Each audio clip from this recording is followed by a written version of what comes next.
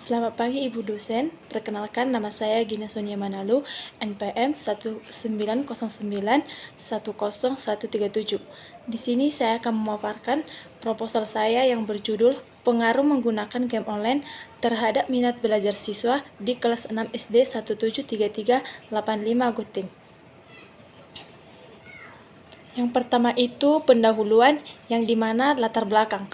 Perkembangan ilmu pengetahuan dan teknologi saat ini semakin pesat menghasilkan produk-produk teknologi yang memberikan manfaat dan kemudahan bagi manusia, mulai dari manfaat ilmu pengetahuan, pendidikan, dan hiburan. Game online merupakan sebuah gaya hidup baru bagi beberapa orang di setiap kalangan umurnya. Sekarang ini banyak dijumpai warung internet atau warnet, ponsel Android, dan fasilitas-fasilitas lainnya yang dapat menghubungkan kita dengan internet, baik itu di kota maupun di desa-desa, dan mereka memfasilitasi akan adanya game online tersebut. Beberapa sebab yang membuat remaja kecanduan game online, salah satunya adalah tantangan. Dalam setiap game ada tantangan yang membuat kecanduan terus merasakan tertantang. Sehingga pada akhirnya, orang yang kecanduan game akan merasakan ketergantungan terus-menerus dan tidak bisa lepas dari game tersebut. Bila pemain tidak bisa mengontrol dirinya sendiri, ia akan menjadi lupa diri dan lupa belajar. Keberhasilan seseorang tidak terlepas dari minat belajar yang bersangkutan. Oleh karena itu, pada dasarnya minat belajar merupakan faktor yang sangat menentukan keberhasilan belajar seseorang. Anak yang mengalami ketergantungan pada aktivitas game akan mempengaruhi minat belajar sehingga mengurangi waktu belajar dan mengurangi konsentrasi secara fokus belajar siswa. Nah, selanjutnya adalah kajian teori. Belajar adalah suatu aktivitas mental atau psikis yang berlangsung dalam interaksi aktif dengan lingkungan, yang menghasilkan sejumlah perubahan, pengetahuan, pemahaman, keterampilan, dan nilai-nilai sikap. Perubahan itu bersifat relatif, konstan, dan berbekas. Ketika seseorang siswa memiliki minat belajar, ia akan menunjukkan pada beberapa indikator, yaitu yang pertama yang kedua adanya keinginan yang tinggi terhadap penguasaan dan keterlibatan dengan kegiatan belajar. Yang ketiga, adanya perasaan tertarik yang tinggi terhadap belajar. Yang keempat, adanya kesadaran sebagai subjek pendidikan dan sadar akan pentingnya belajar. Dan yang kelima, mengetahui tujuan belajar. Guru juga perlu mengetahui bagaimana menemukan minat belajar pada siswa. Yang pertama itu adalah pengamatan kegiatan, pertanyaan, pokok pembicaraan, dan membaca. Di sini ada beberapa jenis-jenis minat. Yang pertama itu adalah realistis. Orang dengan minat realistis biasanya lebih menyukai masalah konkret dibandingkan masalah abstrak. Koordinasi otot yang dimiliki baik dan keterampilan, tetapi kurang menyenangi hubungan sosial dikarenakan cenderung kurang mampu menggunakan medium komunikasi verbal. Yang kedua itu investigatif. Minat ini cenderung berorientasi keilmuan. Orang dengan minat investigatif, minat ini cenderung berorientasi keilmuan. Orang dengan minat investigatif umumnya berorientasi pada tugas, introspeksi, dan sosial. Mereka lebih menyukai memikirkan sesuatu daripada melaksanakannya. Ia suka bekerja sendirian, medium komunikasi verbal. Yang kedua itu investigatif. Minat ini cenderung berorientasi keilmuan. Orang dengan minat investigatif umumnya berorientasi pada tugas, introspeksi, dan sosial. Mereka lebih menyukai memikirkan sesuatu daripada melaksanakannya. Ia suka bekerja sendirian, kurang memiliki pemahaman sebagai pemimpin akademik dan intelektual sendiri, selalu ingin tahu dan kurang menyukai pekerjaan berulang.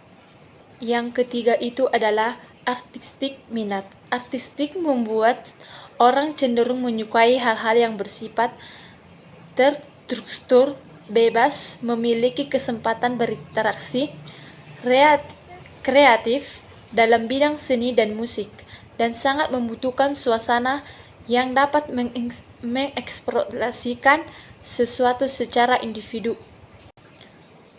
4. Sosial. Orang yang memiliki minat ini memiliki kemampuan verbal yang baik, terampil dalam bergabung, bertanggung jawab, suka bekerja secara kelompok, menyukai kegiatan yang sifatnya berbagi seperti mengajar, melatih, dan memberi informasi. Yang kelima, konvensional. Orang dengan minat konvensional biasanya memiliki komunikasi verbal yang bagus, ketertiban, dan kegiatan yang berhubungan dengan angka. Nah, selanjutnya faktor-faktor yang mempengaruhi minat belajar siswa. Yang pertama itu adalah faktor internal. Faktor internal yaitu faktor yang ada dalam individu yang sedang belajar. Ada beberapa faktor internal. Yang pertama, faktor kesehatan. Faktor kesehatan seseorang memberi pengaruh terhadap proses belajar, karena jika kondisi tubuh tidak sehat, mengakibatkan cepat lelah, kurang semangat, mudah pusing, ngantuk, dan lain-lain. Yang kedua, cacat tubuh. Cacat tubuh adalah adanya kekurangan pada tubuh. Hal ini memberi pengaruh pada belajar seseorang. Jika hal ini terjadi, maka perlu bagi seseorang untuk belajar di lembaga pendidikan khusus atau dengan menggunakan alat bantu agar dapat mengurangi pengaruh kecacatan. Yang ketiga, inteligensi. Inteligensi memiliki pengaruh terhadap kemajuan belajar dalam situasi dari keadaan yang sama. Siswa yang mempunyai tingkat inteligensi yang tinggi akan lebih berhasil daripada yang memiliki tingkat inteligensi rendah. Yang keempat, perhatian. Perhatian dapat dikatakan sebagai keaktifan jiwa yang tertuju pada subjek-objek atau sekumpulan objek. Jika siswa tidak memiliki perhatian pada pembelajaran, maka dapat terjadi kebosanan dan dampaknya akan mengganggu hasil belajar. Yang kelima, minat. Minat merupakan kecenderungan yang tetap untuk memperhatikan dan mengenang beberapa kegiatan. Minat selalu diikuti dengan perasaan senang yang bermuara pada suatu kepuasan. Ketika belajar tidak sesuai dengan minat belajar, siswa tidak akan tertarik mengikuti pembelajaran dan tidak akan merasa puas dengan pembelajaran sehingga belajar dapat terganggu. Yang keenam, bakat. Bakat adalah kemampuan untuk belajar jika bahan pembelajaran sesuai dengan bakat siswa, maka dapat memberi hasil yang lebih baik karena ia merasa senang dengan materi pelajaran itu. Yang ketujuh, motif. Motif berhubungan erat dengan tujuan. Dalam menentukan tujuan, perlu berbuat. Sedangkan yang menjadi penyebab berbuat adalah motif sebagai daya pendorongnya. Yang kedelapan, kematangan. Kematangan adalah fase dalam pertumbuhan seseorang di mana seluruh anggota bagian tubuhnya sudah siap untuk melaksanakan kecakapan baru. Yang kesembilan, kesiapan. Kesiapan adalah untuk memberi respon atau reaksi kesediaan timbul dari dalam diri seseorang yang berhubungan dengan kematangan. Nah, selanjutnya adalah faktor eksternal.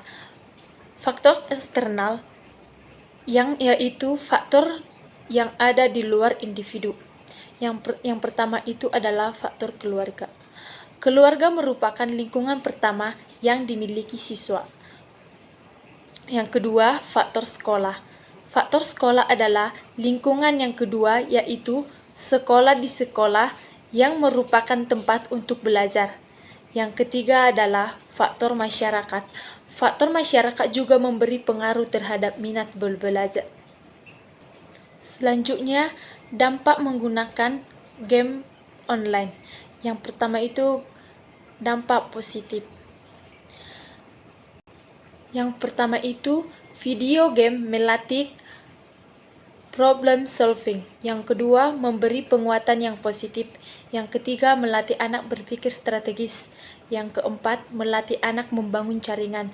Yang kelima, membantu meningkatkan koordinasi tangan mata. Dampak negatifnya ialah yang pertama, berpengaruh terhadap perilaku sosial pemain game. Yang kedua, ketidakpedulian terhadap sesama. Yang ketiga, cenderung mempunyai sifat tertutup. Selanjutnya, berdasarkan rumusan masalah, pengaruh game online terhadap siswa, khususnya tingkat sekolah dasar, sangat berpengaruh terhadap relevansi dengan pembelajaran, kondisi ekonomi, meningkatkan keterampilan berbahasa Inggris, prestasi rendah, pergaulan terbatas, dan waktu bermain lebih besar daripada waktu belajar.